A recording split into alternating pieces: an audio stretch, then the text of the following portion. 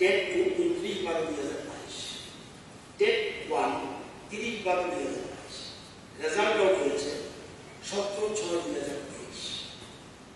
মহামান্য সুপ্রিম কোর্টের একটা মামলা সিভিল অ্যাপিল নাম্বার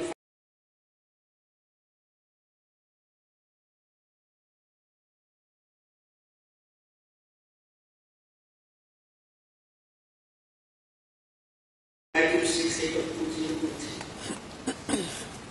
মহামান্য সুপ্রিম কোর্ট 10/8/2023 তারিখে একটা মামলা রায় আদেশ দেন যে আন্ডার গ্রাজুয়েট টিচার ইউজিটি পদে নিযুক্ত পাওয়ার জন্য টিচার এলিজিবিলিটি টেস্ট পেপার 1 পরীক্ষা বসার ক্ষেত্রে শুধুমাত্র ডিএলএড ডিগ্রি প্রার্থীরা আবেদন করতে পারবে। এই ক্ষেত্রে বিএড ডিগ্রি গ্রহণযোগ্য হবে না। যখন এই রায় এলো তখন এই রায়ের ব্যাপারে আমরা সবাই দিতে চেয়েছিলাম মতামত জানার জন্য দপ্তর থেকে এনসিটিই একটা চিঠি দিয়েছে, তাকে চিঠি পাঠানো হয়েছে। সেই মোতাবেক এনসিটি 20/11/2023 তারিখে মহামান্য সুপ্রিম কোর্টের আদেশকে মান্যতা দেওয়ার জন্য, তারপর এনসিটি গাইডলাইন অনুসারে ইউজিটি এমন চিঠি রিক্রুটমেন্ট রুলস যেগুলো বলেছে সংশোধন করার জন্য বিষয়টি সিএলপিএটি ল ডিপার্টমেন্ট ক্লিয়ার হয়ে গেছে। Now at present is pending final.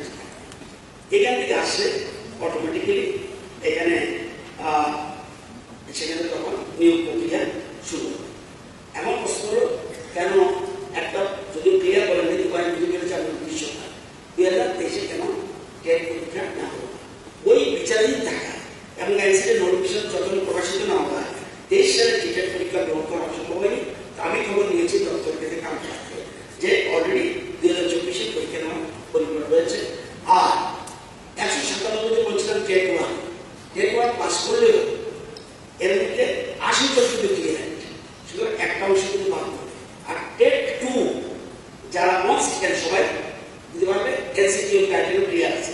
শুধু এক্ষেত্রে কিছু সংশোধন কথা এনসিটি বলেছে, আগে যে graduation with at least 50% mark of 1 year BEd এটা ছিল, আমাদের সবাই এটা আছে। এখন বলছে or would graduate with 55% marks or equivalent grade